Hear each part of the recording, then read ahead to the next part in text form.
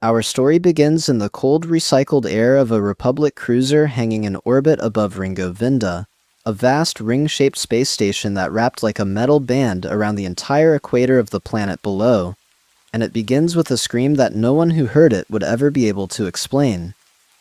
The 501st Legion had been fighting for control of that station for days, grinding through separatist droids, corridor by corridor, in the kind of brutal close-quarters combat that the clones had come to know too well, and at the head of that assault were General Anakin Skywalker, his Padawan, and Commander Ahsoka Tano, and beside them, the Jedi Masters Tipler and Tiplee, twin sisters who had come to reinforce the campaign. It was a hard fight, but a winnable one, and there was nothing about that particular push through that particular corridor to suggest that the galaxy was about to change forever. And then a clone trooper named Tup, a good soldier, a steady and unremarkable man of the 501st, stopped in the middle of the firefight, turned to the Jedi fighting beside him, raised his blaster, and shot Master Tipler dead. He did it without hesitation, and without any expression at all. And as his brothers wrestled him screaming to the deck, he said the same words over and over in a flat and distant voice. Words that no one understood, and that would haunt everyone who heard them for the rest of their lives. Good soldier, good soldiers follow orders. To understand why this moment mattered, why it was in fact one of the single most important moments in the entire history of the galaxy, we have to understand what the rest of the galaxy did not. Buried in the brain of Tup, and in the brain of every single clone trooper in the Grand Army of the Republic, was a small organic biochip, implanted at the moment of the clones' creation on the distant water world of Kamino. The clones had been told, insofar as they were told anything about it at all, that these chips existed to make them better soldiers, to suppress the aggression and the independence that had been engineered into them, to keep them docile and obedient and safe. That was a lie. The chips had exactly one true purpose, hidden beneath layers of deception so total that not even the clones who carried them knew what they were, and that purpose was to wait, silent and patient, for a single command. When that command was given, a command that had a name, Order 66, the chips would activate, and in that instant, every clone in the galaxy would turn upon the Jedi they served, the Jedi they loved, the Jedi they had bled beside for 3 years, and execute them without mercy and without the slightest capacity to resist. It was the masterstroke of a plan 1,000 years in the making, the mechanism by which an entire order of guardians would be wiped from existence in one coordinated stroke. And it very nearly worked exactly as it was designed to. In the galaxy, we know, it worked completely. But there was a flaw in Tup, a defect in his particular chip, some accident of biology that caused the thing to degrade and misfire years ahead of schedule, and when it misfired, it did not wait for any command. It simply activated on its own, in the middle of a battle, for no reason anyone could see, and it turned an ordinary trooper into an assassin.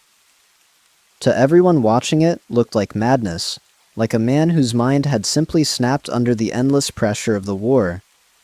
But there was one clone who did not believe that his brother had simply gone mad, one soldier stubborn enough and clever enough and loyal enough to refuse the easy answer, and his name was Fives. He was an ARC trooper, an advanced reconnaissance commando, one of the finest soldiers the 501st had ever produced, and he had already lost more than his share to this war.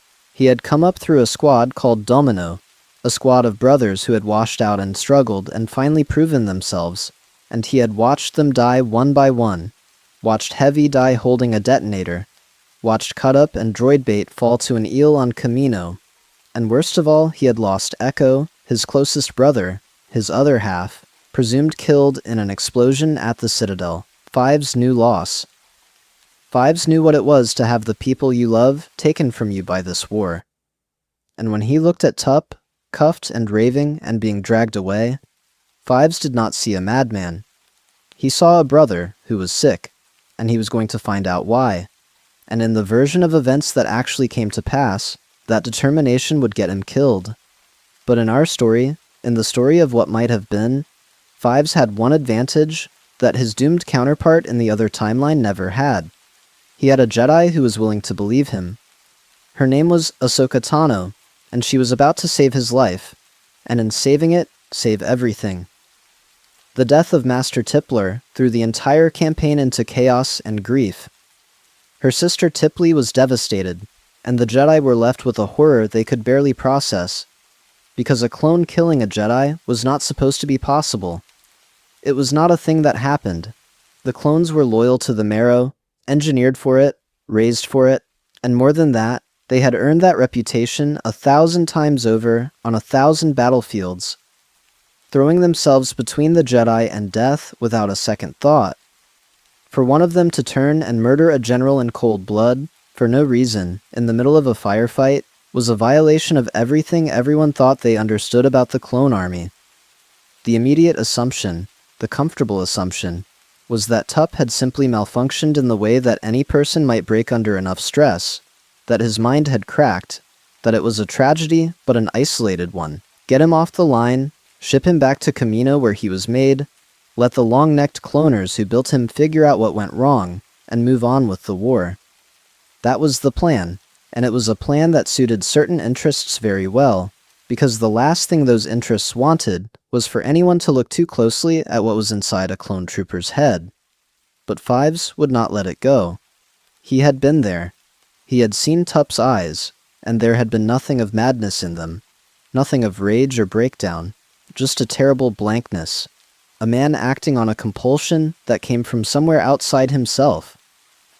Tup had not been angry. Tup had been following orders that no one had given, and that distinction gnawed at Fives in a way he could not explain to the officers who wanted the matter closed. He went to his captain, the man he trusted more than anyone left alive, Captain Rex, and he laid out everything he had seen and everything he suspected, which at this point amounted to little more than an instinct that something was deeply and deliberately wrong. Rex was a soldier's soldier, disciplined and loyal, and part of him wanted to believe the easy explanation as much as anyone. But Rex also knew Fives, knew that Fives was not a man prone to paranoid fantasy, knew that when Fives got his teeth into something, it was usually because there was something there to bite. And so Rex listened, and Rex did not dismiss him, and Rex did the one thing that would change the course of the war. He brought it to the Jedi. Specifically, he brought it to the one Jedi he knew would listen without condescension, the one who treated the clones as men rather than as equipment. He brought it to Commander Tano. Here is the thing about Ahsoka Tano that made her, of all the people in the galaxy, the exact right person to be standing in that corridor at that moment. Ahsoka had fought alongside the clones since she was 14 years old. She had bled with them, mourned with them, learned their names when other Jedi saw only identical faces and serial numbers. She had cradled dying troopers in her arms, and she had trusted her life to them 100 times over, and that trust ran in both directions, deeper than almost any other bond in the Order.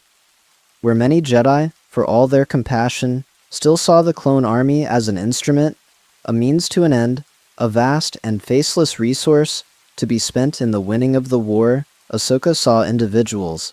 She saw Rex, and Fives, and Jesse, and Kix, and every man of the 501st as a person with a mind and a soul, and a right to be heard.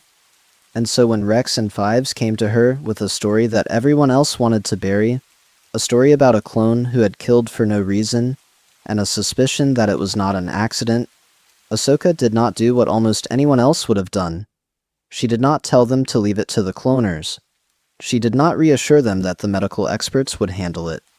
She looked at Fives, at the desperate certainty in his eyes, and she decided to trust him, because trusting the clones was the thing she had always done, and it had never once led her wrong. She took it to Anakin because she took everything to Anakin, and Anakin trusted Ahsoka's instincts more than he trusted the pronouncements of half the Jedi Council. And between the three of them, the Jedi Knight and the ARC Trooper and the Padawan who loved them both, a decision was made that seemed small at the time, and turned out to be seismic. Tup would be sent to Kamino for examination, as everyone wanted, but he would not go alone. to be quietly studied and quietly disposed of by the Kaminoans and whatever unseen hands were guiding them. Fives would go with him, to watch over his brother and to find the truth. And Ahsoka, unwilling to send Fives into what her instincts told her was danger without protection, arranged to have official Jedi interest attached to the investigation, so that when Fives arrived on Kamino asking hard questions, he would not be a lone trooper easily silenced. He would be a soldier acting under the eye of the Jedi. And that changed everything, because a lone clone can be made to disappear, but a clone whose investigation the Jedi are watching cannot. It was a small thing. It was a bureaucratic detail, a matter of paperwork and attention. And it was the thread that would unravel the entire tapestry of the Sith. Kamino was a world of endless ocean and endless rain, a gray and storm-lashed planet where the cloning facilities of Tapoka City rose out of the churning sea on great stilted legs. And it was here, in these sterile white halls, that every clone in the Grand Army had been grown and shaped and trained. It was, in a very real sense, Fives' home world, the place of his birth, and returning to it with his brother in a medical stasis pod was a strange and heavy thing. The Kaminoans who ran the facility were a tall, pale, long-necked people of cold intelligence and colder ethics, beings who regarded the clones they created not as children or even as people, but as products, meticulously engineered biological hardware to be produced to specification and delivered on schedule. Chief among them was the scientist Nala Se, a Kaminoan medical expert of formidable skill and formidable secrets, and overseeing the whole operation on behalf of the Jedi was Master Shak Ti, a Togruta Jedi like Ahsoka, stationed on Kamino to keep an eye on the production of the army. It was Shak Ti's presence, and the Jedi interest that Ahsoka had attached to Fives' investigation, that gave Fives the standing to push where he otherwise could not have. The examination of Tup did not go the way the Kaminoans wanted it to. Nala Se was eager to conclude that Tup suffered from a simple viral infection, some biological malfunction that could be cleanly explained and cleanly contained, and she was eager, above all, to keep the investigation shallow. But Fives had an ally that no one had anticipated, a medical droid designated AZI-3, a fussy and anxious little machine whose defining characteristic, and it turned out to be the most important characteristic in the galaxy, was that it followed medical protocol with absolute literal-minded integrity. AZI-3 did not care about politics or cover-ups or the desires of the Kaminoans. AZI-3 cared about diagnosing the patient correctly, and when Fives pushed the droid to look deeper, to run every test, to find the true cause of Tup's condition rather than the convenient one, AZI-3 did exactly that. And what the droid found, buried deep in the tissue of Tup's brain, was not a virus. It was a tumor, or what appeared to be a tumor, a small mass that did not belong there, that no natural process could account for. Fives insisted they remove it and examine it, over the objections of the Kaminoans, and when they did, they discovered that it was not a tumor at all. It was a device. It was a chip, an organic biochip, deliberately grown into the brain of a clone trooper, and when Fives held that small alien thing in his hand and understood that it had been put there on purpose by the people who made him, without his knowledge or consent, something cold and terrible began to dawn on him. Because if Tup had one, then Fives had one too. Every clone did, and Fives, being the kind of man he was, being the ARC trooper who never did anything halfway, made a decision that in the other timeline was the beginning of the end for him, and in this timeline was the beginning of salvation for the galaxy. He had AZI-3 remove his own chip. He lay down on that operating table and let the little droid cut into his own brain and extract the thing that had been hidden inside him his entire life. And when he stood up again, he was, without knowing it, one of the only clones in the entire army who was truly free, whose mind was truly his own, who could no longer be turned into a weapon against the people he served. It was an act of reckless courage and desperate curiosity, and it saved him, because a clone without a chip cannot be commanded to murder, and it meant that whatever happened next, Fives would face it as himself. Now, the Kaminoans understood immediately how catastrophic this discovery was, though they did not fully understand why, because even Nala Se was a servant of forces above her, following instructions whose ultimate purpose was hidden even from her. Someone, some hidden master, had arranged for these chips to be placed in every clone, and had arranged for their existence to be kept absolutely secret. And now, a stubborn ARC trooper had not only found one, but removed his own, and was asking questions that led in very dangerous directions. In the timeline we know, this is the point where the machinery of the cover-up ground into motion, where Nala Se moved to have Fives silenced, where he was drugged and framed and set on the path that ended with his death in a dark warehouse on Coruscant, dismissed as a malfunctioning clone who had lost his mind. But in this timeline, Fives was not alone, and that was the difference that saved him. Because watching over all of this, alerted by Ahsoka's arrangements and by her own instincts, was Master Shaak Ti, and Shaak Ti was a Jedi who took the welfare of the clones seriously. And when the Kaminoans tried to bury the discovery and remove the troublesome trooper, Shaak Ti did not let it happen quietly. She had been asked by Ahsoka Tano through the proper channels to keep a close eye on this particular investigation, and so she did. And her attention was the shield that kept Fives alive long enough for the truth to matter. In the version of history that actually unfolded, the tragedy of Fives was a tragedy of isolation, the same fundamental tragedy that ran through so much of this era. He discovered the truth and had no one who would believe him. Nala Se drugged him to disorient him and discredit him, and by the time he escaped Kamino and made his way to Coruscant, he was half mad from the chemicals in his system, sweating and shaking and speaking in a rush of paranoid fragments that made even his closest brothers doubt his sanity. The one thing he needed, the one thing that could have saved him and saved the galaxy, was for someone he trusted, and who trusted him, to sit with him, and listen, and believe. But the people who might have done that were scattered and busy and unconvinced, and the enemy who wanted him silenced was patient and everywhere, and so Fives died alone in the dark, his warning dismissed as the ravings of a broken clone. But that is not our story. Our story turns on the fact that in this timeline, the moment the discovery on Kamino began to look dangerous, the moment Nala Se and the hidden hands behind her began to move against Fives, word reached Ahsoka Tano, and Ahsoka Tano did not sit still. She came to Kamino herself. She could not abandon the Ringo Vinda campaign entirely, but she made the case to Anakin that this investigation mattered, that her instincts were screaming that something enormous was hidden here, and Anakin, who had learned long ago to trust those instincts, let her go. And her arrival changed the whole shape of events, because now there was not one lone trooper asking dangerous questions, easily drugged and discredited and disposed of, but a Jedi Knight standing beside him, a Jedi who had already staked her own credibility on the belief that Fives was telling the truth. When Nala Se tried to have Fives sedated and removed, Ahsoka was there to object. When the Kaminoans tried to spin the removed chip as a harmless medical implant, a simple aggression suppressant exactly as the clones had always been told, Ahsoka and Shaak Ti together demanded that it be studied properly, by people who could not be controlled by whoever was pulling the strings on Kamino. Fives was not drugged into incoherence in this timeline. He was protected and kept clear-headed, and given the one thing he had never had, which was a powerful ally who believed every word he said. And with a clear head and a Jedi at his side, Fives was able to explain what he had begun to piece together, and it was chilling. This was not an aggression suppressant.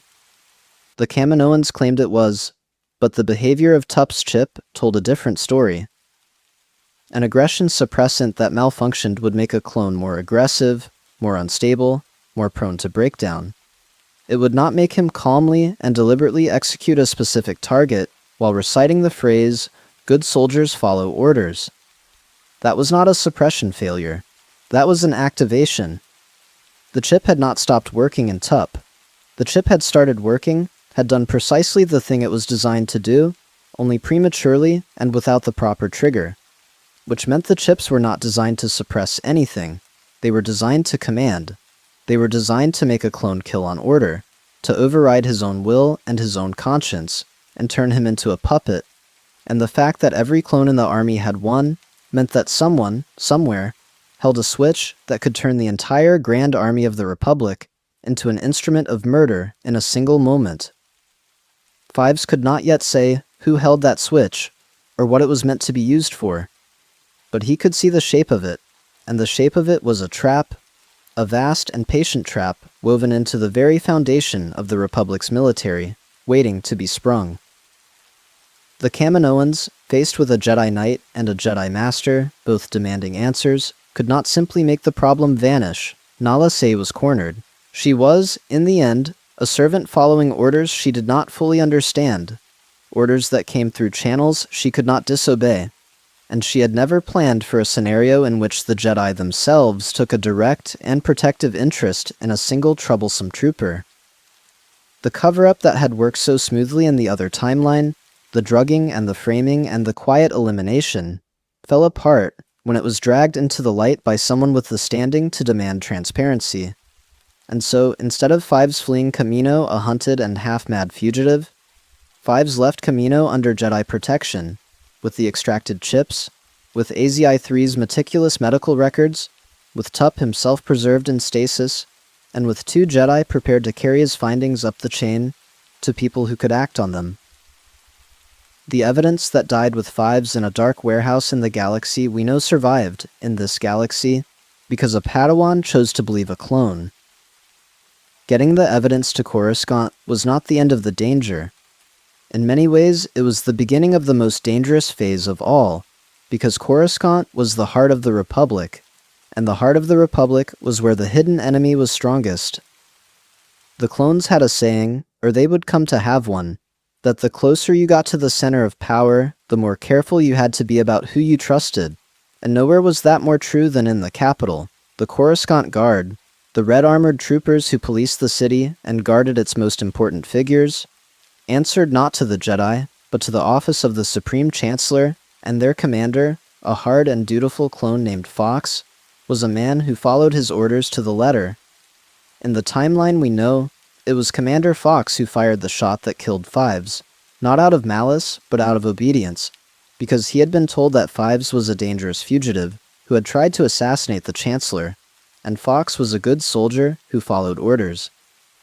That phrase again, it echoes through this whole story like a curse. The story that had been constructed to destroy Fives in the other timeline was a clever one, and it is worth understanding because it reveals the mind of the enemy. Fives, drugged and desperate and fleeing, had been maneuvered into a meeting with the Chancellor himself, Palpatine, the kindly old man at the summit of the Republic.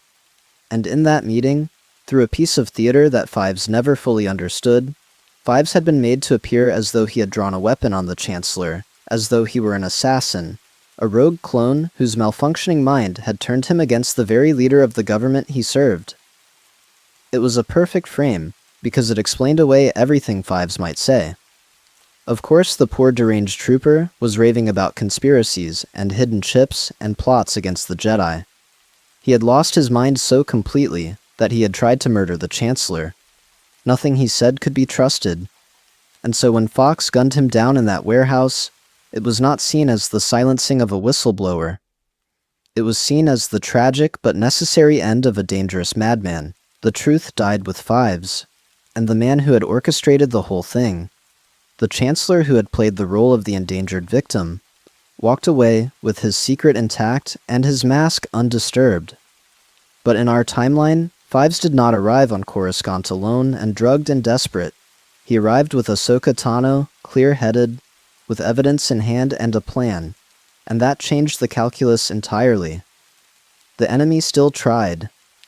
Of course the enemy still tried. The forces that wanted Fives silenced did not simply give up because a Jedi had gotten involved. They adapted, and they were formidable. And there was a moment in the lower levels of the capital when it very nearly went the way it had gone before. Fives and Ahsoka, moving carefully through the underworld to reach the Jedi Temple without passing through channels the enemy controlled, were intercepted. The order had gone out, through Fox and the Coruscant Guard, that the fugitive trooper was to be detained, and the encounter came in a dim industrial corridor, much like the one where Fives died in the other life. Fox was there, blaster raised, a squad of red-armored troopers behind him, and Fives, for one terrible instant, was staring down the same death that had claimed him before. The difference was Ahsoka.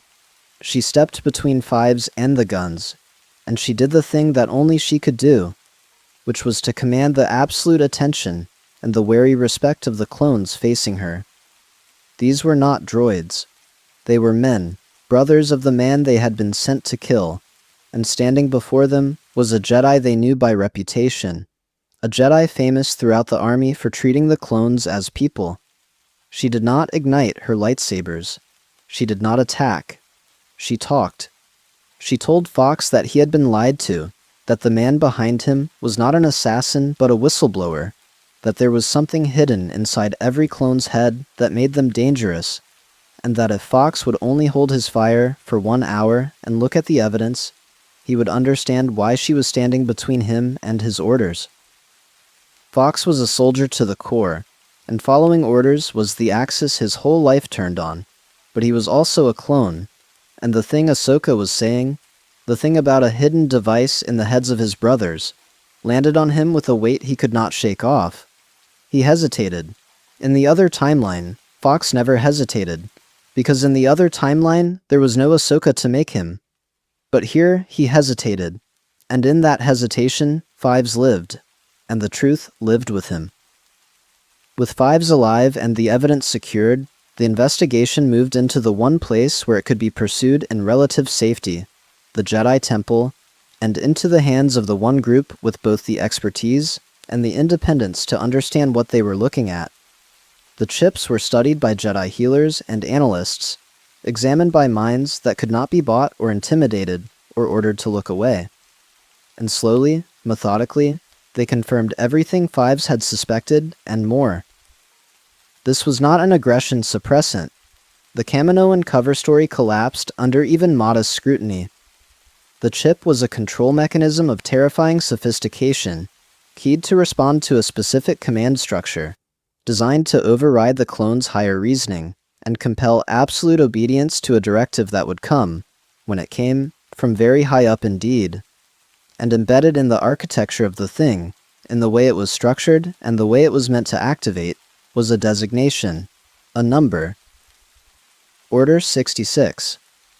The healers who traced the logic of the device found that it was built to wait, dormant and undetectable, for the issuance of that specific order, and that when the order came, the chip would compel the clone to identify the Jedi around him as enemies of the Republic and to kill them.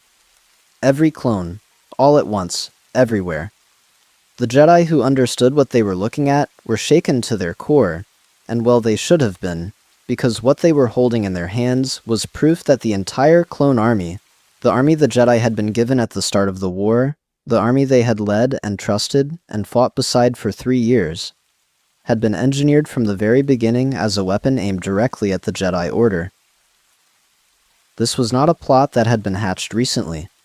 The chips had been in the clones since their creation, which meant this trap had been laid before the war even began, before the Jedi had ever set foot on Kamino, before most of them had even known the clone army existed. Someone had commissioned an army of slave soldiers, secretly built to murder the Jedi on command, and had then arranged for that army to be delivered into the Jedi's own hands at the moment of their greatest need, so that they would take it up gratefully and lead it into battle, and never once suspect that every soldier at their back was a loaded weapon pointed at their own heart. The scale of the deception was almost impossible to comprehend. It implied a conspiracy of enormous patience and reach, operating at the highest levels of the Republic, capable of manipulating the entire course of galactic history. And it raised a question that no one wanted to ask out loud, because the answer was too dangerous to contemplate. Who had that kind of power? Who could have arranged all of this? Who benefited? The trail, when the Jedi began to follow it, led in a direction that filled them with dread. Every thread of the conspiracy, traced back far enough, seemed to run toward the same impossible place, toward the very summit of the Republic itself. The commissioning of the army had been shrouded in mystery from the start. ordered under murky circumstances by a Jedi Master named Sifo Dyas, who had been dead for years, his involvement a tangle of half-truths that had never been properly explained. The Kaminoans took their true instructions from a source they would not name and perhaps did not know. And the one being who stood to gain the most from a mechanism that could annihilate the Jedi in an instant was the one being who had spent the entire war accumulating more and more power into his own hands, always reluctantly, always with the perfect excuse, always one emergency at a time. The Jedi did not want to name him even in the privacy of their own chambers, but the shape of the thing pointed at him, and the more they looked, the more clearly it pointed, and eventually the unthinkable became simply the logical, and the logical had a name, and the name was Palpatine. This was where the investigation became not just dangerous, but agonizing, and where Anakin Skywalker's role in it became the most fraught of all. Because Anakin loved Palpatine. The Chancellor had been a friend and mentor to Anakin since he was a boy, the one authority figure in his life who had always seemed to understand him, who validated his frustrations and praised his talents and treated him as special in a way the cool and distant Jedi never quite did. The suggestion that this man, this kindly and grandfatherly friend, was in fact the architect of a plot to exterminate the entire Jedi Order and enslave the galaxy was, to Anakin, almost physically painful to consider. His first instinct was denial, was anger, was a fierce protective loyalty toward the old man who had been so good to him. And in the timeline, we know that loyalty was precisely the lever the enemy used to destroy him. The trust that Palpatine cultivated so carefully over so many years, and then exploited at the perfect moment to turn the Chosen One into a Sith. But in this timeline, something was different, and the difference, once again, was Ahsoka. Because Ahsoka was there, and Ahsoka had been there through the whole investigation, and Ahsoka had earned from Anakin a kind of trust that no one else in the galaxy could claim. She was not a member of the Council trying to turn him against his friend for political reasons. She was not a distant master lecturing him about attachment. She was his former Padawan, the closest thing he had to family, a person who loved him and whom he loved, and when she sat him down and walked him through the evidence, he could not simply dismiss it as Jedi paranoia. She did not attack Palpatine. She did not demand that Anakin choose sides in a single conversation. She simply laid out what they knew, patiently and without cruelty, and asked him to look at it honestly. She reminded him that the chips were real, that Fives had nearly died to prove it, that the trail led where it led whether they wanted it to or not. And crucially, she had a witness who had survived when in another life he would have been dead. A witness whose word Anakin could not easily wave away, because Anakin knew and respected the man. Fives had met Palpatine. In the course of the enemy's attempt to frame him, Fives had been brought before the Chancellor face to face, and Fives, clear-headed now rather than drugged into confusion, remembered that encounter, and what he remembered troubled him deeply. Fives told them about it, sitting in a quiet room in the temple, with 2 Jedi listening to every word. He told them how the Chancellor had seemed, on the surface, so concerned, so kindly, so eager to help the poor troubled trooper. And he told them about the thing underneath, the thing he had felt but could not name at the time, a coldness behind the warm words, a calculation behind the concern, a sense that the old man was not frightened of the armed clone before him at all, not the way an ordinary victim would be, but was instead watching him the way a predator watches something it has already caught. Fives had no training in the Force. He was not a Jedi, but he was a soldier who had spent his whole life reading the intentions of the people around him, and every instinct he had told him that the man who ran the Republic was not what he pretended to be. At the time, drugged and hunted, he had not known what to do with that feeling. Now, sober and safe and believed, he understood. The Chancellor had been playing a part. The Chancellor had wanted him dead. And the Chancellor had very nearly gotten his wish. This testimony, from a man Anakin respected, corroborating everything the evidence suggested, was what finally cracked Anakin's denial. It did not happen all at once. Anakin did not convert from loyal friend to convinced enemy in a single afternoon. But the seed was planted, and Anakin was a person in whom seeds grew fast, and over the days that followed, he found himself watching Palpatine differently, noticing things he had trained himself not to notice, remembering the countless small moments over the years when the old man had subtly nudged him away from the Jedi and towards some other destiny that Anakin had never quite been able to name. He remembered the way Palpatine spoke of the Jedi with a contempt that Anakin had always half shared and always felt vaguely ashamed of afterward. He remembered the too eager interest the Chancellor had always taken in his fears, his nightmares, his terror of losing the people he loved. And slowly, agonizingly, Anakin came to accept what Ahsoka and Fives and the Chips were all telling him. His friend was a monster. His friend had always been a monster. And here again is the whole point of this story, because the tragedy of Anakin Skywalker in the galaxy we know was fundamentally a tragedy of isolation.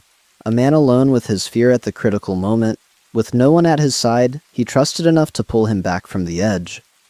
But in this timeline, at the moment his world began to fall apart, Anakin was not alone. Ahsoka was there. And when the ground of his old loyalty crumbled beneath him, he did not fall into darkness.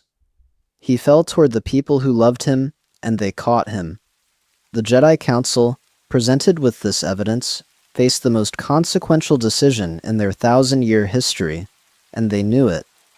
They understood now that they were dealing with a Sith Lord, the phantom enemy they had been hunting fruitlessly for years, hiding not in some distant fortress, but in plain sight at the very summit of the Republic, holding the entire galaxy in his hand. They understood that he possessed a weapon of unimaginable power, an army secretly rigged to slaughter them all on a single command, and that if he realized his plot had been discovered, he might give that command at any moment. The Force had been clouded for years, murky and difficult to read, and now they understood why, because a Sith Lord of that power working against them could blind even the assembled sight of the entire Order. Every instinct told them to move, to strike, to end the threat before it could end them.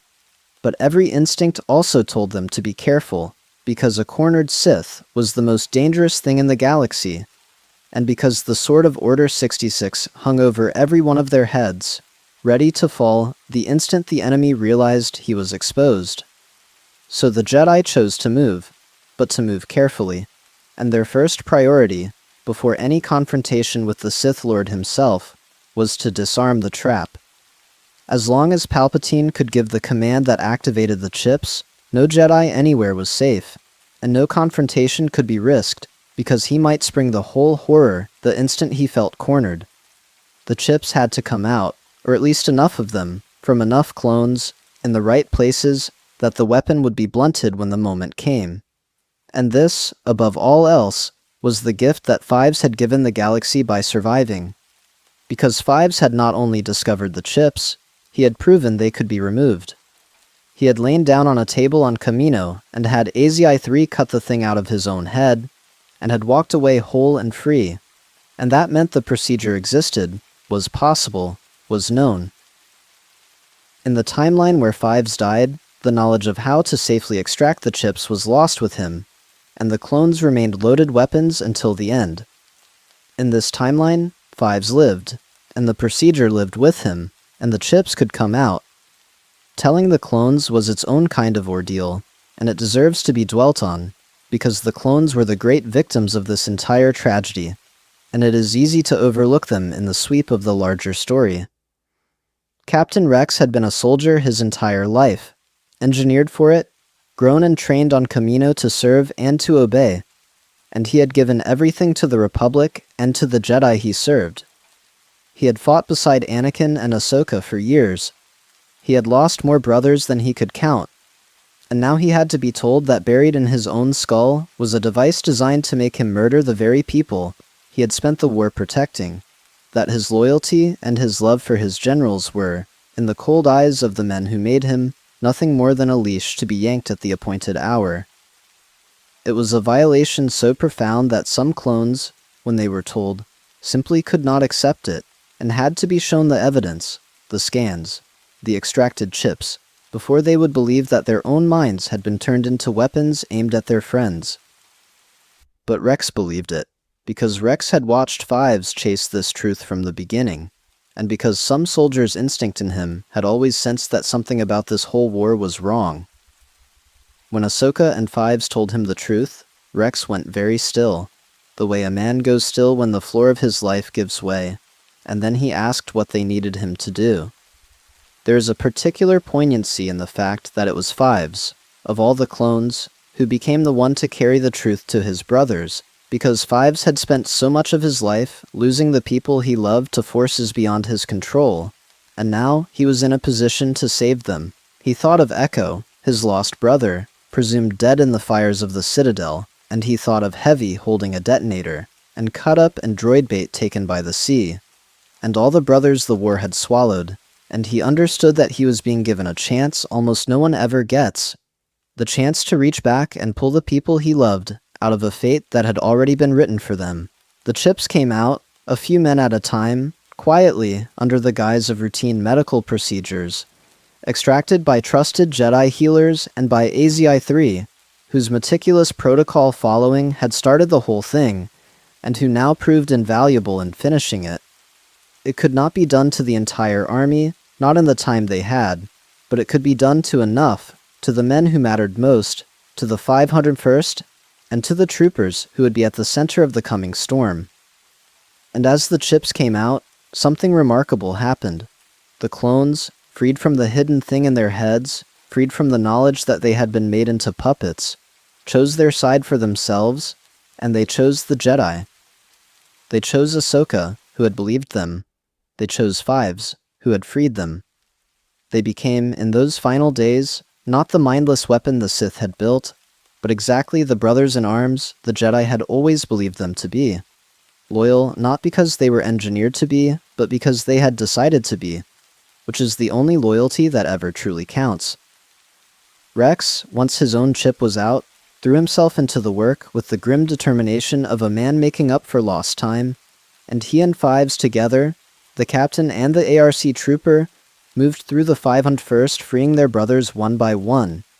And it was in those days that the bond between them reached its fullest expression. They had come up together, survived together, buried too many of the same friends together, and now they were saving the ones who remained. In the galaxy we know, the last time Rex held Fives was in a dark warehouse, cradling his dying brother as the light went out of his eyes, listening to him whisper that the nightmares were finally over. In this galaxy, they stood side by side, alive and free, and the nightmares were not the end of Fives' story, but the beginning of something far better. That alone, that single reversal, the survival of one good soldier, would have been worth almost any price. But it was not the only thing Fives' survival bought. It bought the whole galaxy. Now came the hardest part, the confrontation with the Sith Lord himself, and here the Jedi had to be cleverer than they had ever been, because Palpatine was not merely powerful, he was the most cunning being in the galaxy, a manipulator who had spent decades turning every disaster into an advantage. He held the Republic in his hand. He was its beloved leader, the grandfatherly figure who had guided the galaxy through its darkest hour, and any move against him carried the terrible risk of being spun as exactly the thing the Sith had always wanted it to look like, a Jedi coup, a power grab by a militant religious order that had grown too dangerous. If the Jedi simply marched into his office and struck him down, the galaxy might never believe he had been a Sith at all. It might believe instead that the Jedi had murdered their lawful leader, and that belief could poison everything, could turn the public against the Order, could hand Palpatine a victory, even in death. The Jedi understood this, and so they did not simply move to kill him, they moved to expose him, and their weapon of exposure was the one thing the Sith could not explain away. The chips, because that was the beauty of what Fives had uncovered, and the reason his survival mattered so much beyond the saving of his own life. The chips were physical, undeniable, verifiable proof. Here was hard evidence that someone at the highest level of the Republic had secretly engineered the entire clone army to slaughter the Jedi on a single command. It could be examined by anyone. It could be studied by neutral experts, by the courts, by the Senate itself. It was not a matter of Jedi mysticism or unprovable accusation. It was a device, sitting in an evidence container, that any qualified analyst could confirm did exactly what the Jedi said it did, and the trail of its creation led inexorably and demonstrably back toward the office of the Supreme Chancellor.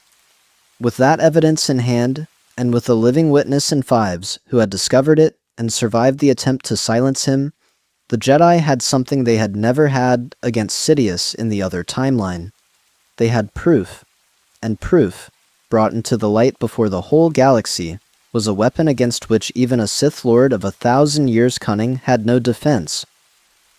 The confrontation, when it came, was a carefully prepared thing. The Jedi Council, led by Master Mace Windu, the greatest living duelist in the Order, moved to arrest the Chancellor, but they did not move as they had in the other timeline, a handful of masters walking into a trap. They moved with overwhelming force, with the evidence secured and copies distributed where the enemy could not destroy them, with the Senate alerted and key allies like Senator Bail Organa and Senator Padme Amidala prepared to bring the truth to the legislature the moment the arrest was made. And most importantly, they moved knowing that the sword of Order 66 had been blunted, that the clones stationed around the Senate district, the men who in the other timeline would have received the command and turned on their generals without hesitation, had been reached. Their chips were out, or their loyalty had been secured, through Fives and Rex and the quiet, desperate work of the preceding days. Palpatine's ultimate insurance, the weapon he had spent a lifetime preparing, had been disarmed without his knowledge, and he did not discover it until it was far too late. When the Jedi came for him and laid the evidence before him and declared him under arrest, Palpatine did what he always did. He tried to turn the moment. He reached, in the Force, for the command that would save him, for the mechanism that had been his guarantee against exactly this outcome, and he issued the order. Somewhere deep in his mind, he spoke the words that were meant to awaken an army of executioners, the command that in the other timeline had rung out across the galaxy and drowned the Jedi in the blood of their own soldiers. Execute Order 66. And nothing happened. He reached for his army and found silence. The clones did not turn. The troopers stationed around him, the men he had counted on to gun down the Jedi at his word, stood free and unmoved, their minds their own, their loyalty given not to him, but to the brothers and the general who had freed them. For the first time in perhaps his entire long and terrible life, Darth Sidious felt the ground shift beneath him. His perfect plan, 1,000 years in the making, decades in the executing, had failed at the final instant, and he could not understand how. He had accounted for everything, every Jedi, every contingency, every path history might take. He had never accounted for a defective chip in a single ordinary trooper, or for the stubbornness of the ARC trooper who investigated it, or for the Padawan who chose to believe a clone when everyone else would have looked away. It was too small a thing for a being of his power to have noticed, and it destroyed him. Cornered, exposed, his army silent, Darth Sidious did the only thing left to him, which was to fight. The kindly mask of the Chancellor fell away entirely, and what stood revealed in that office was the true face of the Sith, a being of pure malevolent power, a crimson blade igniting in his hand, lightning crackling from his fingertips. He was old in appearance, but the dark side coursed through him like a furnace, and he fought not merely with his weapon, but with the Force itself in its most raw and overwhelming forms, hurling lightning and fury and the very furniture of the room at the Jedi who had come to end him.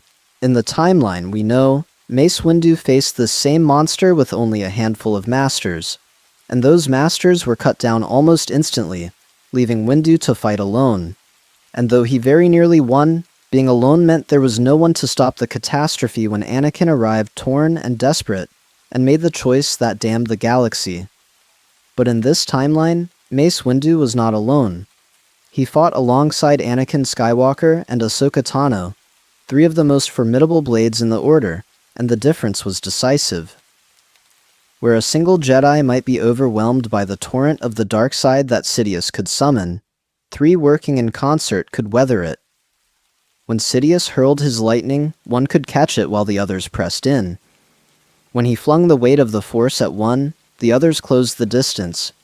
Mace's peerless technique, Anakin's raw power, Ahsoka's speed, and her twin blades, together they were a wall the Sith could not break. And there was no moment, this time, where Anakin faltered. In the other timeline, everything hinged on Anakin arriving at the crucial instant, torn between his duty and his desperate need for the power Palpatine had promised him, and choosing, in his fear and his isolation, to save the Sith Lord and doom himself. But this Anakin had not been isolated.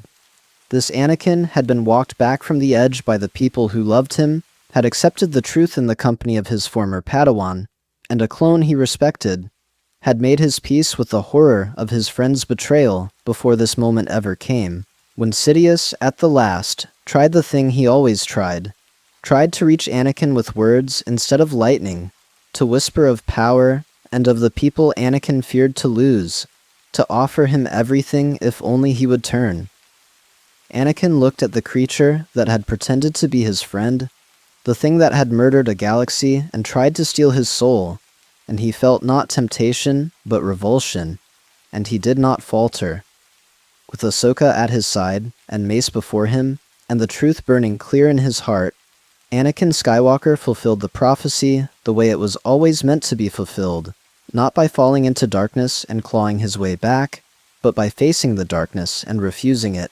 Together, the three of them ended Darth Sidious, the most powerful Sith Lord in 1,000 years, the architect of the entire war, and he died not as the triumphant emperor of a galaxy remade in his image, but as a criminal unmasked, defeated in his own office, exposed for exactly what he was. And because there was evidence, because there was proof, because there was a living witness in Fives and a chip that any expert could examine, the galaxy did not remember this as a Jedi coup. That was the crucial thing, the thing that Fives' survival made possible.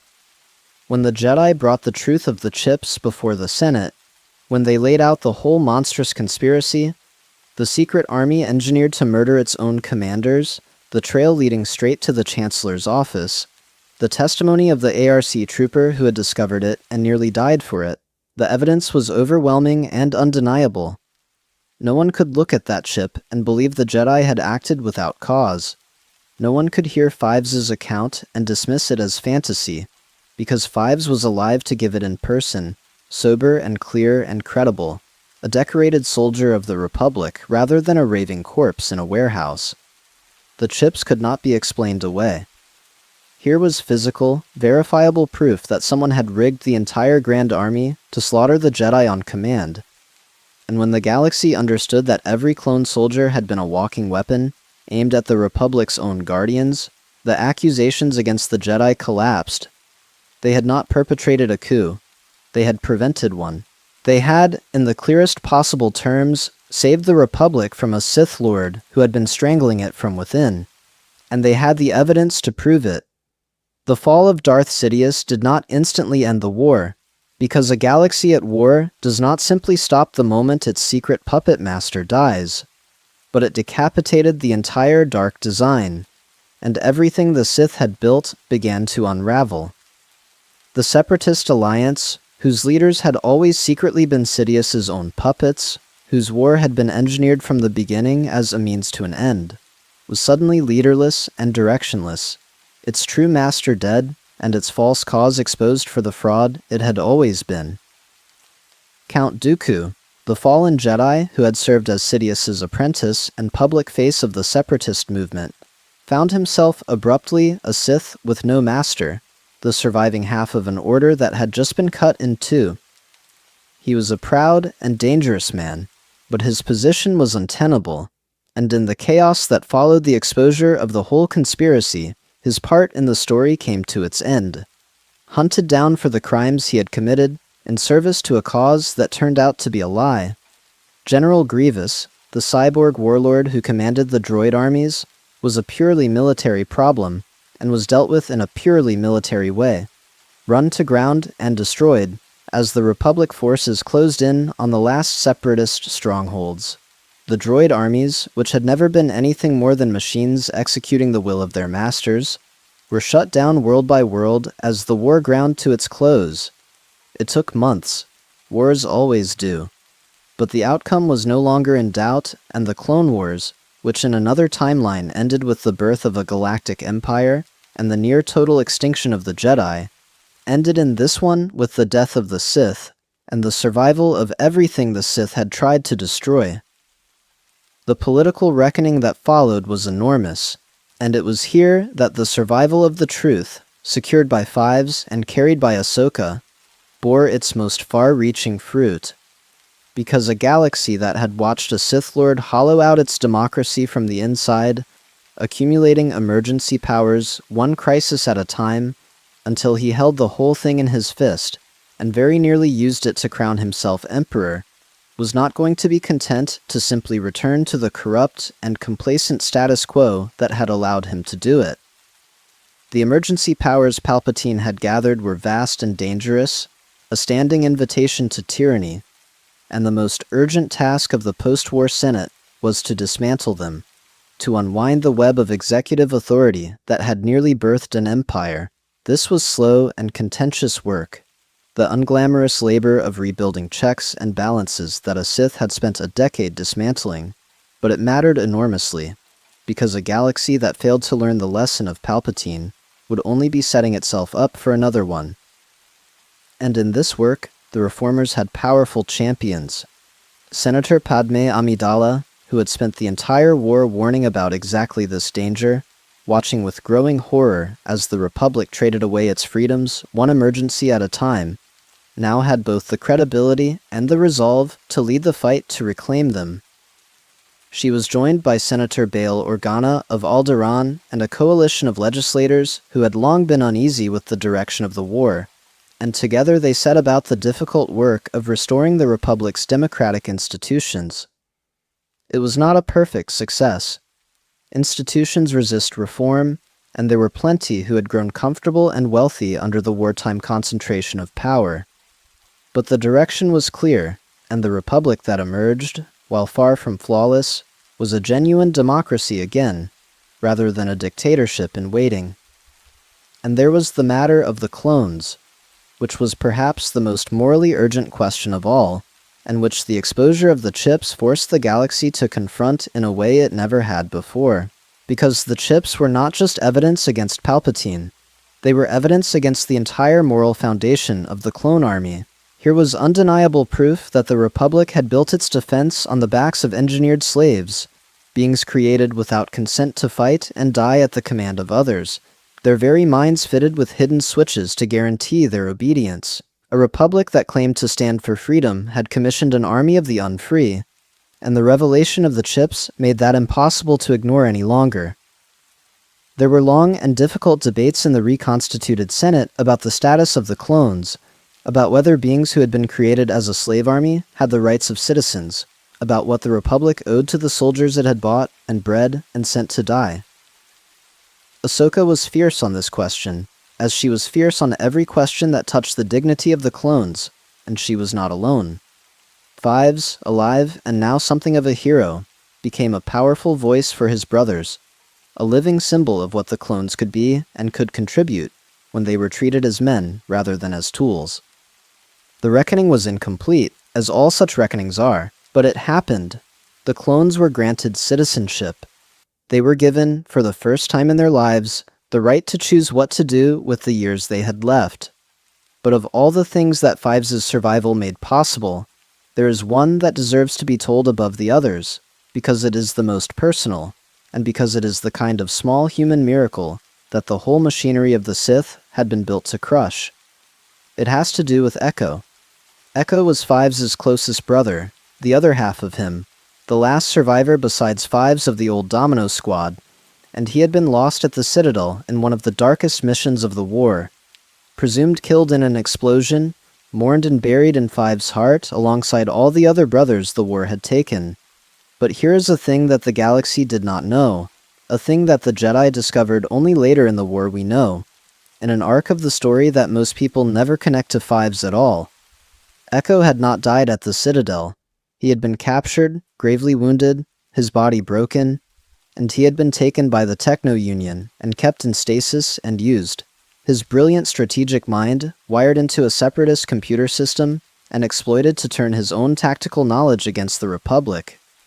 Echo was alive, or something like alive, a prisoner and a slave in a facility on a distant world, and in the timeline we know it was pure chance, a stray algorithm and a squad of unusual clones that ever led anyone to find him. In this timeline, Fives lived, and Fives was in a position to act on the smallest scrap of hope. And when the intelligence surfaced, when the pattern of separatist tactics began to show the unmistakable fingerprints of a mind that Fives knew better than his own, Fives did not dismiss it. He had spent his whole life losing the people he loved to this war, watching them taken one by one, and he had learned, painfully, to accept those losses because there was nothing else to do. But he had never stopped feeling them, and when the possibility arose, however faint, that Echo might still be out there, Fives seized it with everything he had. He went to Ahsoka because Ahsoka had believed him before when no one else would, and Ahsoka believed him again, and together they mounted the mission to find out the truth. And the truth, when they found it, was almost too much to bear. Echo was alive, broken, changed, more machine than the man Fives remembered, his body rebuilt with cybernetics after the wounds of the Citadel, but alive, and himself, and waiting in the dark for a rescue he had long since stopped hoping for. Fives brought him home. The two brothers who had come up together through the washout squad that no one believed in, who had proven themselves at Camino and bled together across a dozen worlds, who had been separated by an explosion and a war, and years of grief, stood together again, both of them free, both of them alive, in a galaxy that had a future. It would have been a fitting end to the whole saga if it stopped there, with two brothers reunited, but the reunion of Fives and Echo was only one thread in a much larger tapestry of lives saved and futures reclaimed, and it is worth pausing to consider what happened to the clones as a whole in the years after the war, because their fate in this timeline stands in such stark and heartbreaking contrast to what became of them in the galaxy we know. In that other timeline, the clones who survived Order 66 were used up and discarded by the Empire they had unwittingly served, replaced by conscripted recruits, aged prematurely by their accelerated genetics, cast aside as obsolete the moment their usefulness ended. Worse than that, they carried the unbearable weight of what the chips had made them do, the murder of the Jedi they had loved, most of them without ever knowing why, their minds hijacked in a single terrible instant. Those who eventually understood what had been done to them were left to live with the guilt for crimes they had never truly chosen. It was one of the cruelest fates in all of that dark history. But in this timeline, the chips came out before they could ever be triggered, and so the clones were never made into the executioners of the Jedi. They were, instead, the soldiers who helped save them. And when the war ended, they were not discarded. They were honored, granted citizenship, given the chance to build lives that were entirely their own. Rex, it is said, lived to a good old age, surrounded by the brothers he had fought beside, a free man rather than a weapon. And Fives, the ARC trooper who had started it all, who in another life died alone in the dark, trying to warn a galaxy that would not listen, lived instead to see his warning heeded, his brothers freed, his lost brother returned, and the galaxy he had bled for finally at peace. The Jedi Order underwent a profound reckoning in the aftermath of the war, because it had come within a hair's breadth of total annihilation, and the near catastrophe forced upon the Jedi a soul-searching more searching than any they had experienced in 1,000 years. They had been infiltrated, manipulated, handed an army secretly built to murder them, and led to the very edge of extinction without ever suspecting the trap until a single defective chip and a single stubborn trooper exposed it. The question they were forced to confront was not merely how they had been deceived, but how they had allowed themselves to become so deceivable, how an order of peacekeepers had let itself be turned into an army, bound so tightly to a corrupt Senate and a compromised republic that it had marched at the head of a slave army for 3 years and never once looked closely enough to see the chains, its own or the clones. These were hard questions, and there were Jedi who did not want to ask them, but the evidence of how close they had come to death made the questions impossible to avoid, and the Jedi who led the confrontation with them, more than any others, were Anakin Skywalker and Ahsoka Tano. Anakin took his seat on the High Council, the seat he had been on the verge of being offered before the crisis, and this time he took it not as a resentful outsider chafing against an institution he distrusted, but as a reformer with hard-won authority. The old Anakin, the Anakin of the timeline we know, would have made a poor council member, too impatient and too tangled in his own secrets and fears. But this Anakin had faced the abyss and turned away from it, anchored by the relationships that had saved him rather than isolated by the ones that had failed him. And he brought to the council a voice it had always lacked, a voice that questioned the code and the war, and the rigid assumption that emotional attachment was inherently a path to darkness. Because Anakin understood something the council never had. He knew that it was not attachment that had nearly destroyed him, it was isolation. He had been saved not by detachment, but by connection, by a former apprentice who loved him enough to stand beside him when his world fell apart, and he was living proof that the Order had gotten something fundamental wrong. Ahsoka, for her part, became one of the most respected knights of her generation, and eventually one of its most influential masters, though she never fully shed the wariness toward the institution that the war had taught her, and she counted that wariness a virtue, a permanent guard against the complacency that had nearly killed them all. Together, master and apprentice, they became the conscience of a reforming order, insisting that it remember the clones and the civilians and everyone it had failed, pushing it to loosen the cold strictures of the old code, to be part of the galaxy rather than aloof from it, to be guardians of peace once more rather than generals of war. And then there was the matter of Anakin's marriage, the secret that had been at the very center of his fear and his fall in the other timeline. Anakin and Padme Amidala had been married in secret since the earliest days of the war, a union forbidden by the code, hidden away because its exposure would have meant Anakin's expulsion from the Order. In the galaxy we know, that secret was a source of constant terror, a joy Anakin could never fully embrace, because he was always afraid of losing it, and his fear of losing Padme specifically, his nightmares of her death, were the precise lever Sidious used to turn him. But in this timeline, Padme lived. There was no fall, no rage, no confrontation on the black sands of a distant volcanic world.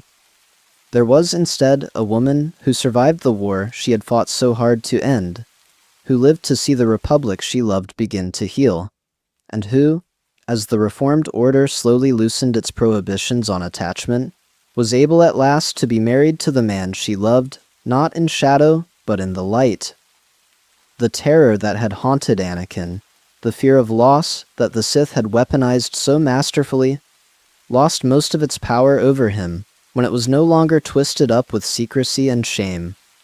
And when the children came, Luke and Leia, they were born not into tragedy, but into peace, raised by both their parents, free to become whatever they wished, rather than the desperate redeemers of a fallen galaxy. Obi-Wan Kenobi lived through this timeline in a way he never got to live through the other one. In the galaxy we know, Obi-Wan's story after the Clone Wars was one of exile and grief and endless waiting, 20 years alone in a desert watching over a child who could not know him, haunted by his failure to save the brother he had been forced to strike down. But in this timeline, Obi-Wan did not lose Anakin.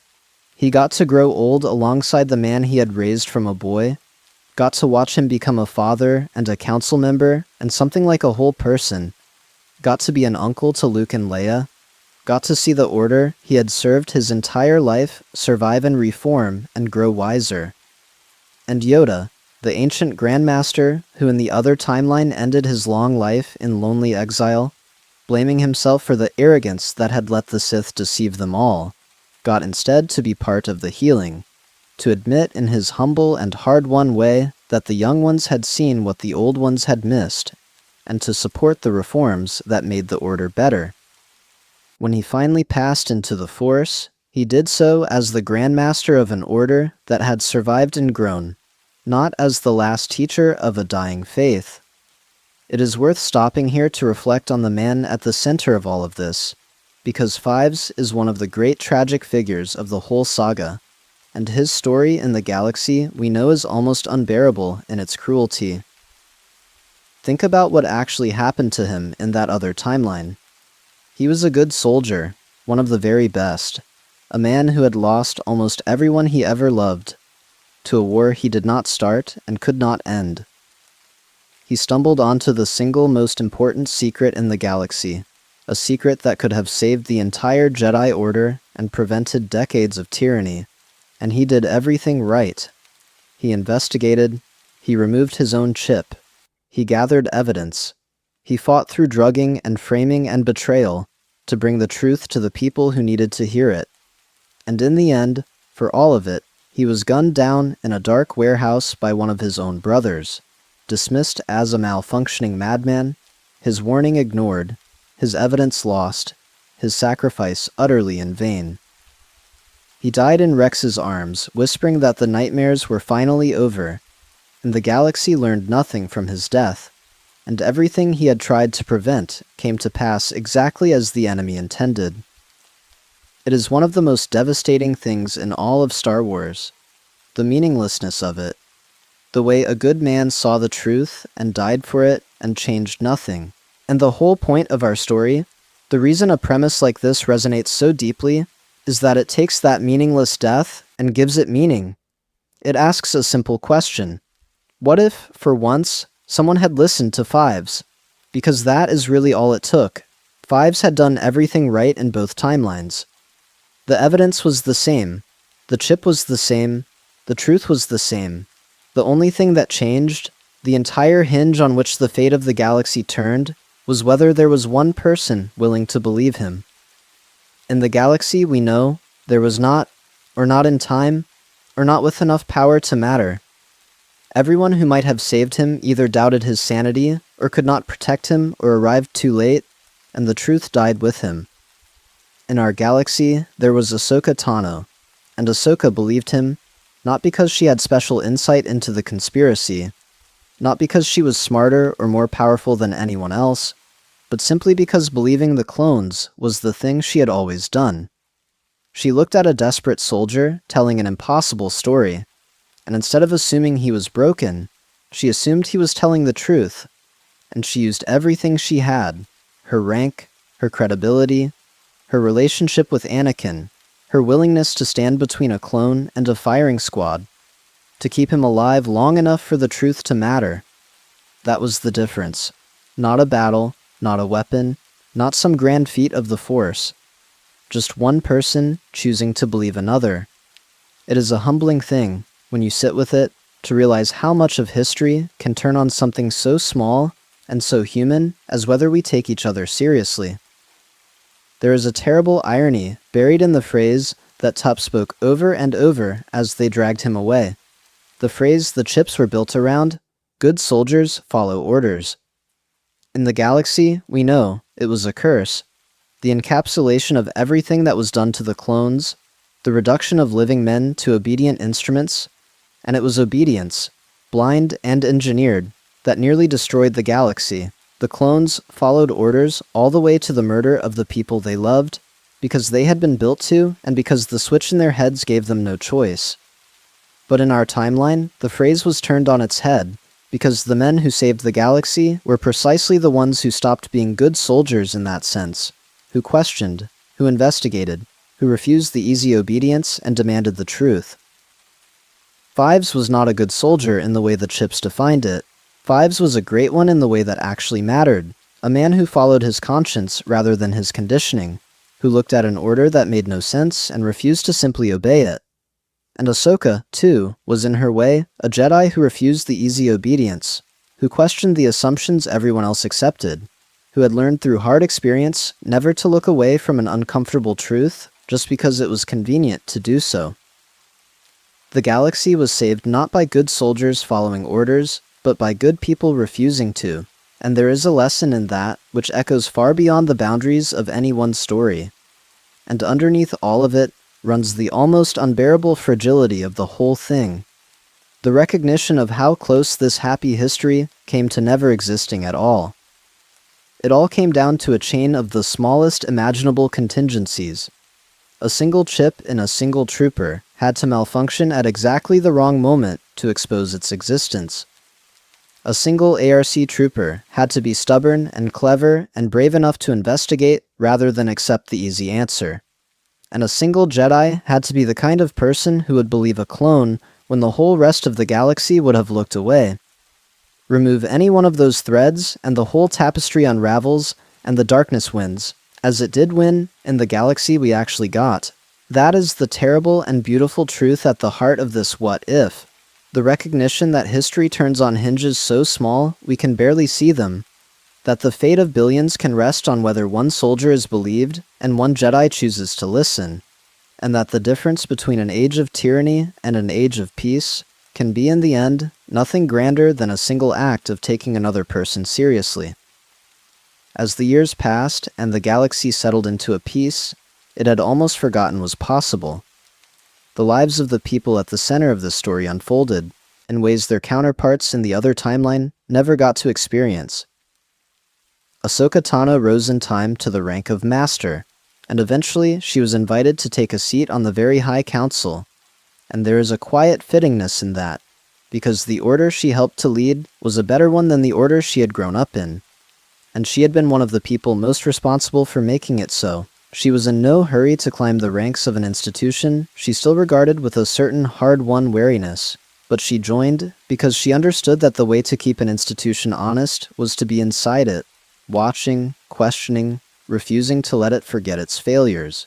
In time, she took a Padawan of her own, a young Force-sensitive she trained with the same fierce loyalty and the same insistence on questioning received wisdom that Anakin had instilled in her, and watching her teach was one of the great joys of the Reformed Temple.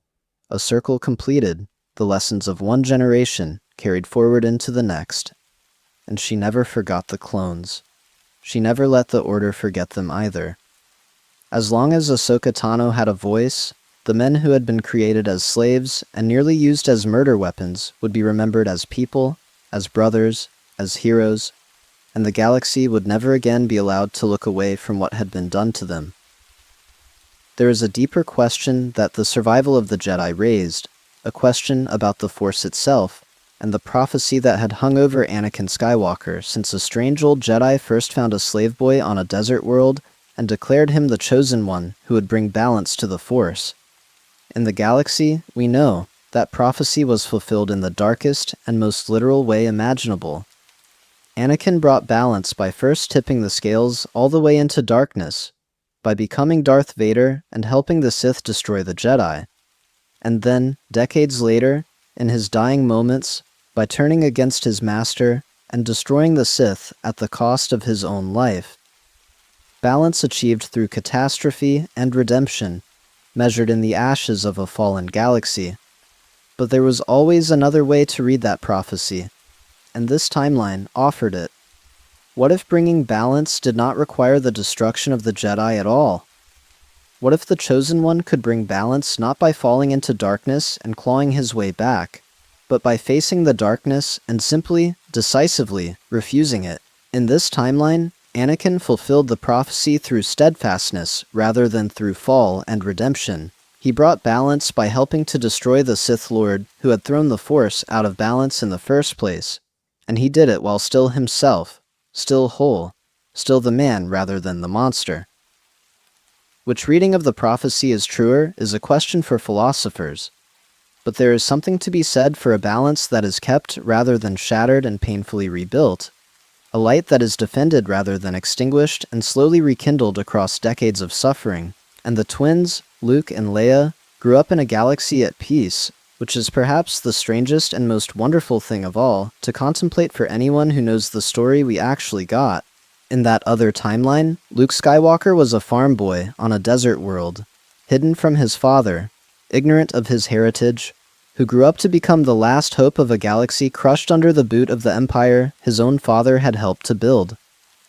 Leia Organa was a princess and a rebel leader, adopted and hidden, who watched her homeworld destroyed by a superweapon and spent her youth fighting a desperate war against tyranny.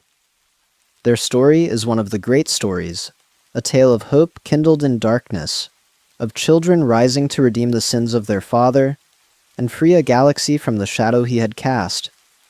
But it is a story that only needed to exist because of a catastrophe, because of a fall, because of a good man who chose wrong in a moment of isolation and a galaxy that paid for it in decades of suffering.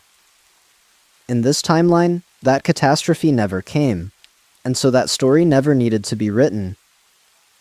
Luke and Leia did not have to become the redeemers of a fallen galaxy because the galaxy did not fall. They got to be, instead, something rarer and quieter, and in its own way, more precious. They got to be children who grew up loved, in peace, with both their parents, free to become whatever they wished. Some might call that a lesser story, a galaxy without the great drama of rebellion and redemption. But that way of thinking mistakes the tragedy for the point. The whole purpose of the heroism in the timeline we know was to reach a galaxy at peace. This timeline simply reached that destination by a shorter and less bloody road, and it got there because a defective chip was noticed, and a stubborn soldier was believed. It would be a lie, though, to pretend that this timeline was a perfect one, an unblemished happy ending where no one suffered and nothing was lost. The Clone Wars still happened. Before the chips were exposed and Sidious was destroyed, years of brutal galactic war had already ground up countless lives, and no averted catastrophe at the end could bring those people back. Master Tippler died at Ringo Vinda, cut down by Tup's malfunctioning chip, the first casualty of the very discovery that would eventually save the galaxy, and her sister Tipley had to live with that grief. All across the galaxy there were graves that would still be dug, families that would still be shattered, worlds that would still bear the scars of a war manufactured by a Sith Lord for his own ends. The peace that came at the end was a real peace, a precious one, but it was built on a foundation of real loss, and the people who lived to enjoy it did so in the shadow of everyone who had not. It would cheapen the story to imagine that saving the galaxy meant no one had to suffer. Plenty suffered. The victory was in ensuring that the suffering ended, that it did not stretch on for decades under an empire, that the galaxy got to heal rather than being ground further into darkness. It was not a perfect victory, but it was a real one, and real victories are always paid for in a currency of loss. There was also the difficult question of accountability, of what to do with the many hands that had, knowingly or not, helped to build the trap. The Kaminoans, who had grown the chips into the clones and kept the secret for years, faced a reckoning of their own, though it was a complicated one, because beings like Nala Se had been following instructions from a source they could not disobey and perhaps did not fully understand. The cloning facilities on Kamino, which had produced an army of slaves fitted with hidden kill switches, could not simply continue as though nothing had happened. The whole enterprise of the clone army was revealed as a moral catastrophe from its very foundation, and the galaxy had to grapple with the fact that its salvation in the war had rested on a profound injustice. And then there was Fox, Commander Fox of the Coruscant Guard, the man who in another life had fired the shot that killed Fives. In this timeline, Fox never fired that shot, because Ahsoka stood between him and it and made him hesitate, and that hesitation was the making of him. Fox had been a soldier who followed orders even when the orders were monstrous, and he had come within a breath of executing an innocent brother because he had been told to. When the truth of the chips came out, when Fox understood how close he had come to being an instrument of the very plot that had enslaved him and all his brothers, something changed in him. He became, in the aftermath, one of the fiercest advocates for the freedom and the dignity of the clones. a man determined to make certain that no soldier would ever again be made to follow an order that turned him into a murderer. Redemption, in this story, was not reserved for the great and the powerful. It reached down to the ordinary men who had been caught in the machine, and it offered them, too, a way to become something better than what they had been built to be. As for Fives himself, the man whose survival made all of it possible, his life after the war was everything his death in the other timeline was not. He did not fade into obscurity, and he did not lose the sharp questioning spirit that had made him who he was. He remained a soldier for a time, and then, as the war wound down and the clones won their citizenship, he became something more, a voice, an advocate, a symbol.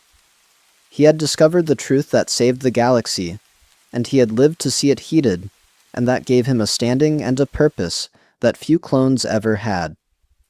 He fought for his brothers in the halls of the Senate as fiercely as he had ever fought on any battlefield, and with Echo restored to him and Rex at his side, he had the thing he had spent his whole life losing and finding again, which was family. The three of them, the ARC trooper and the captain and the brother, returned from the dead, were living proof of what the clones could be when they were free, and the galaxy that had once regarded them as disposable came, slowly, to see them as heroes. Fives had spent his existence being told that a good soldier follows orders, and he had proven, at the cost of nearly everything, that the best soldier of all is the one who knows when not to. He got to grow old. He got to see the peace he had bought. And when he thought back, as he sometimes did, to that operating table on Camino where he had let a nervous little droid cut into his own brain to find the truth, he understood that the freedom he had won for himself in that moment was the same freedom he had won for the entire galaxy, and that it had all been worth it. The relationship between Anakin and Ahsoka, which had always been the beating heart of both their stories, deepened and endured across the years of peace, in a way that their counterparts in the other timeline were never granted.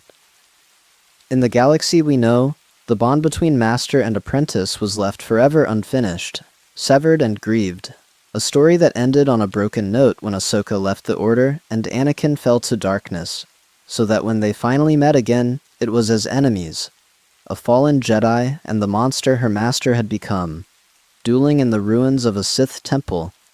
That confrontation, Ahsoka standing before the masked horror of Darth Vader and refusing to abandon him even then, is one of the most heartbreaking moments in all of Star Wars, precisely because of everything it represents, the total ruin of a love that should have saved them both. But in this timeline, none of that ruin came to pass. Anakin never fell, and so Ahsoka never had to face him as an enemy, never had to feel the man who had raised her transformed into the thing that hunted her. Instead, they grew old together, as what they had always been meant to be. Two Jedi who loved each other like family, master and apprentice become colleagues and equals, sitting together on the council, shaping the future of the Order side by side. Anakin got to finish training her, in a sense, got to watch her surpass him, got to see the woman she became, and Ahsoka got to keep the man who had made her, flaws and all, the impatient, reckless, fiercely loyal Anakin Skywalker, rather than the cold machine he became in the dark. It is a small thing, perhaps, one relationship preserved, but it was the relationship that saved the galaxy, and it deserved to endure. The Jedi Order that emerged from all of this found a new role in the galaxy, one that Ahsoka and Anakin and the Reformers had fought for, a role less entangled with the machinery of Republic politics and war, more focused on the Order's ancient purpose as guardians of peace and servants of the Force. The war had taught the Jedi, in the most brutal possible way, the danger of binding themselves too tightly to a political order, of trading their independence for the role of generals, of letting themselves become an army. In the aftermath, they withdrew from that role, deliberately and carefully, refusing to be made into soldiers again, insisting on their place as peacekeepers rather than warriors. It was not a simple transition, and there were those in the Senate who resented the loss of the Jedi as a military asset, who would have preferred to keep them useful and obedient. But the Jedi had seen where that road led. They had walked to the very edge of it, and looked over into the abyss of their own extinction, and they were not willing to walk it again. The Reformed Order was smaller in its political ambitions and larger in its spiritual ones, more humble and more human, allowing its members the connections and the attachments that the old code had forbidden, understanding at last that it was not love that led to the dark side, but the fear of loss, and that a Jedi permitted to love was a Jedi far less vulnerable to the darkness than one taught to suppress every attachment. Even the loose and dangerous threads of the old war found their resolutions in this timeline. Resolutions shaped by the fact that the Sith had been defeated cleanly and early rather than triumphing. Maul, the fallen apprentice whom Sidious had cast aside years before, the horned survivor whose whole existence had become a monument to hatred and revenge, found no purchase in a galaxy where his old master was dead and the Sith design had collapsed. In the galaxy we know, Maul spent his final years as a bitter phantom, clinging to life and to vengeance, dying at last in the desert with his revenge unfulfilled. In this timeline, the object of his hatred was destroyed not by him, but by the very Jedi he despised, and whatever became of him, the shadow he cast was a smaller one, a leftover of an old war rather than a player in a new tyranny. And Asajj Ventress, the former Sith assassin who had known more than her share of abandonment and betrayal, found in the peace that followed the war a chance at something she had never had, a life not consumed by darkness. The currents of this timeline ran gentler than the ones we know, and there was room in a galaxy freed from the Sith, even for someone like her, to build a future that was not defined by the pain of her past. These were small mercies, scattered through the larger story, but this whole timeline was in a sense a story of small mercies, of the countless individual lives that were saved or made better because one great catastrophe was averted. There is a temptation in telling a story like this to focus entirely on the great figures, on the Jedi and the Sith, on the duels and the confrontations and the fall of empires. But the truth of this particular story, the thing that makes it different from so many others, is that it was won by the small and the overlooked, by the people that the galaxy was in the habit of not seeing.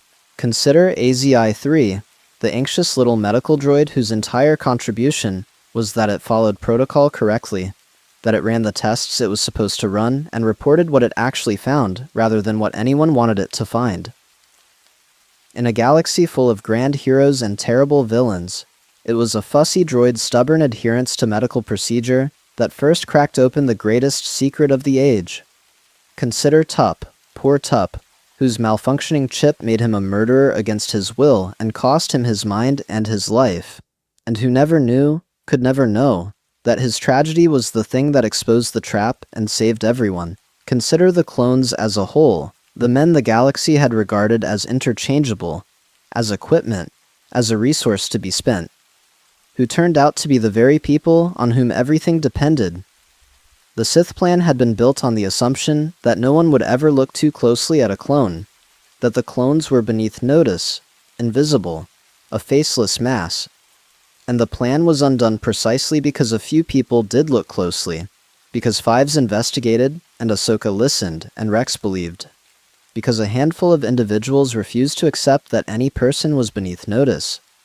The old Domino Squad, the washout unit that no one had believed in, the squad that had struggled and failed, and finally proven itself, and then been ground down one member at a time by the war, became in this timeline something like a legend, though not for the reasons anyone would have predicted. Heavy, who died holding a detonator to buy his brother's time, Cut Up and Droid Bait, lost to the sea in a training accident that should never have been deadly, all of them gone before the war had even truly begun. And Fives and Echo, the two survivors, the last of the Dominoes, who against every probability both lived to see the peace. One of them, the man who exposed the whole conspiracy, and the other the brother pulled back from a fate worse than death. There is something almost unbearably poignant in the arc of the Domino Squad, in the way a group of soldiers that the galaxy had written off as failures ended up, through the survival of two of its members, at the very center of the story that saved everything. It was as though the war had been trying its hardest to destroy them, had picked them off one by one with a kind of cruel persistence, and had failed at the last, had left just enough of them standing to change the course of history. Fives carried the memory of his fallen brothers with him always, and in the peace that followed, he made sure they were not forgotten, made sure that the galaxy remembered that the men who had saved it had names and stories and squads and grief, that they were not equipment, but people, that every one of them had mattered. And that, in the end, is the deepest meaning of this whole story. The thing that the survival of one Airkey trooper illuminates about the shape of history itself. The galaxy was not saved by the most powerful. It was not saved by the Chosen One's raw might, or by the wisdom of the ancient masters, or by the peerless skill of the greatest duelists in the Order. Though all of those things played their part in the end, it was saved, at the root, by ordinary decency, by a soldier who cared enough about his sick brother to ask why, by a Jedi who cared enough about the clones to listen, by a droid that cared enough about its patient to tell the truth. The whole towering edifice of the Sith plan, decades of scheming, a war that consumed the galaxy, an army of slaves fitted with hidden switches, the most elaborate conspiracy in the history of the galaxy, was brought down by nothing more grand than a few people refusing to look away from a truth that everyone else found convenient to ignore.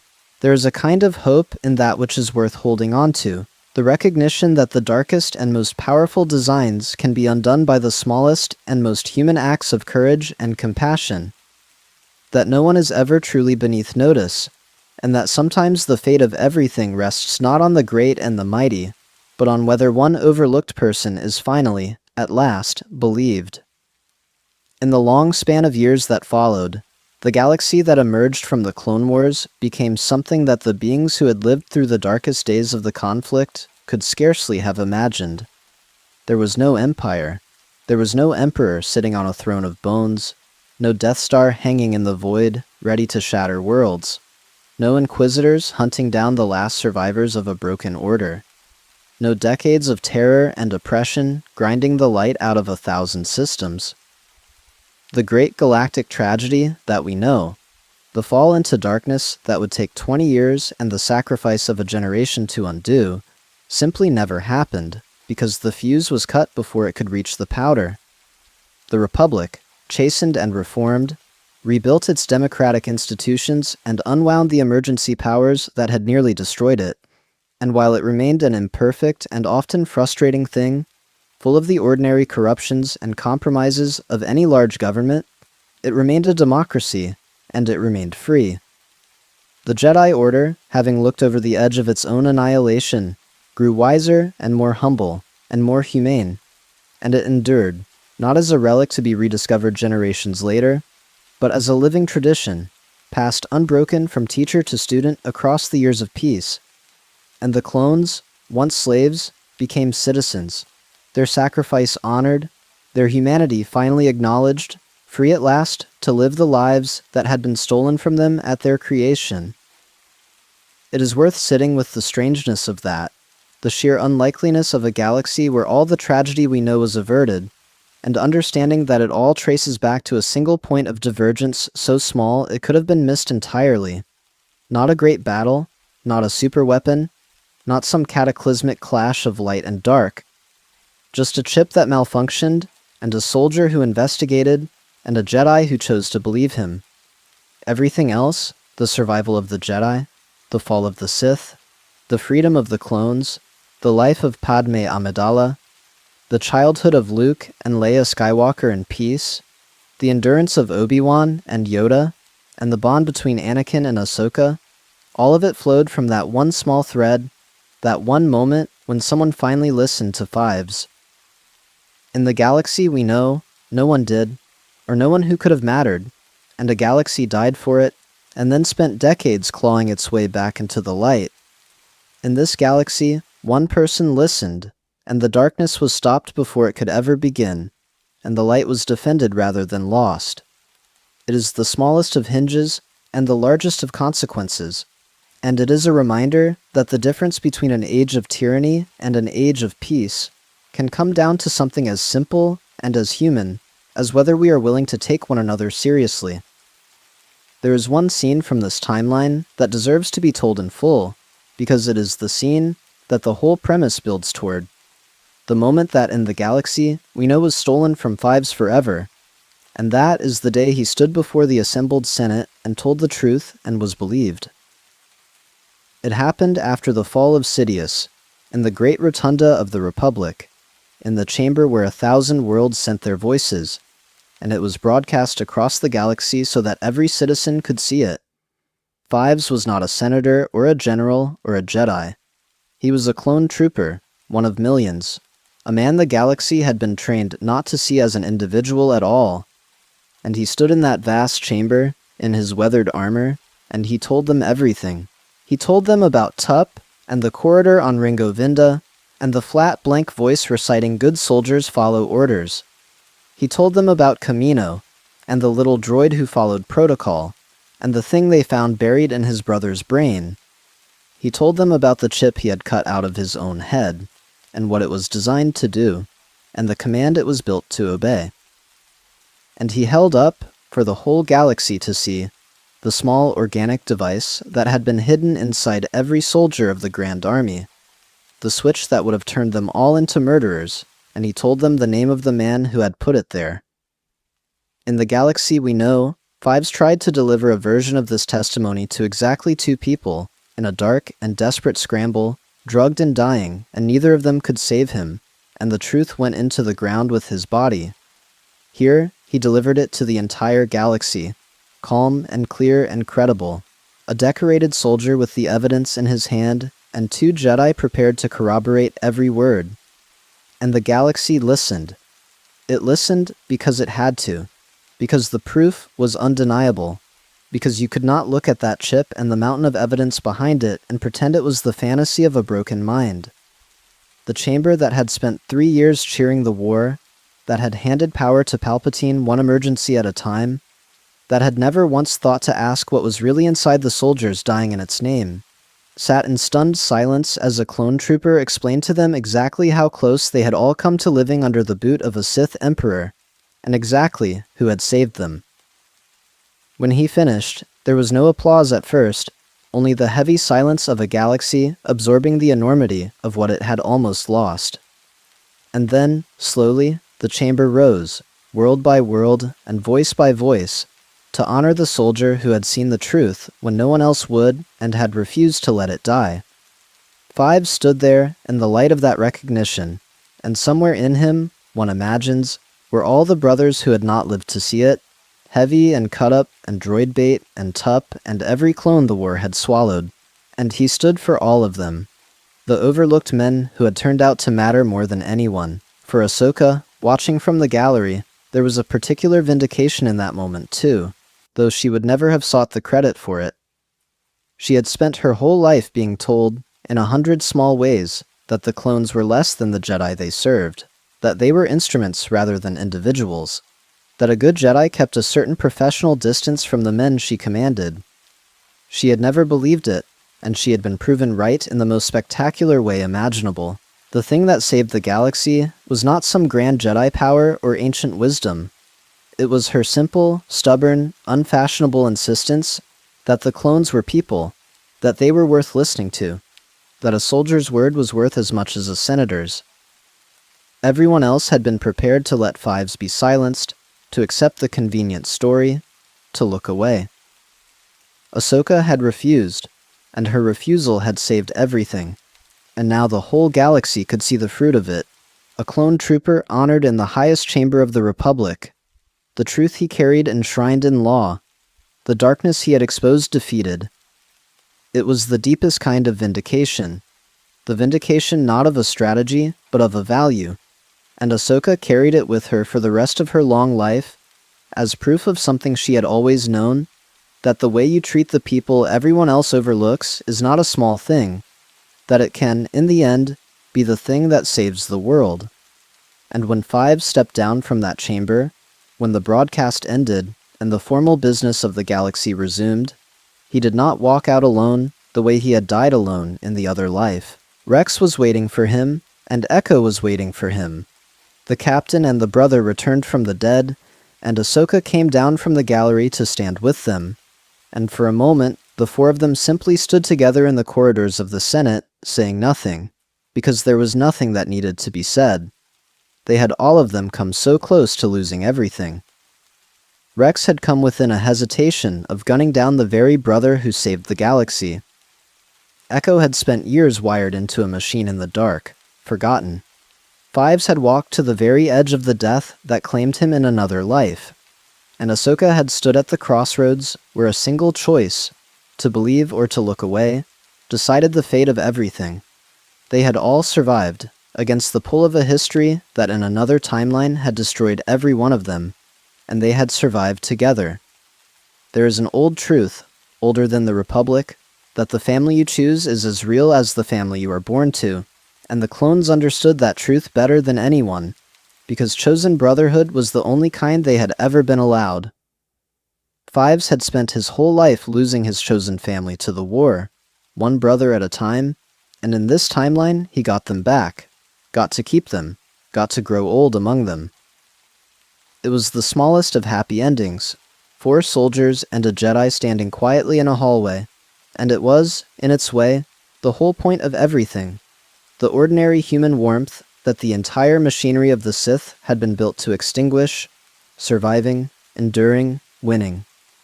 So picture it, one last time, the shape of a galaxy that might have been. Picture Fives, the ARC trooper who in another life died alone and unheard in a dark warehouse, growing old instead in a galaxy at peace. His brother Echo returned to him, his Captain Rex at his side, his warning heeded, his sacrifice made meaningful at last. Picture Ahsoka Tano, a master of the Jedi Order, a member of its High Council, who listened to a clone when everyone else would have looked away, and who thereby saved everything. Picture Anakin Skywalker, the chosen one who never fell, grown old and whole, his wife beside him, his children raised in the light, the darkness that once lived under his skin, long since starved of the fear it fed upon. Picture the clones, free men living free lives, honored rather than discarded, the leashes cut from their minds before those leashes could ever be pulled. Picture a Jedi Order that survived its greatest test and grew better for it, and a Republic that reclaimed its freedom, and a galaxy at peace, a peace that was kept rather than lost and painfully regained. And understand that all of it, every bit of it, rested on the smallest of things, on a defective chip, and a stubborn soldier, and a Jedi who chose to listen, on the simple refusal of a few overlooked people to accept a convenient lie. A good soldier followed his conscience instead of his orders, and a good Jedi believed him, and because of that, the galaxy lived. And that, my friends, is our story.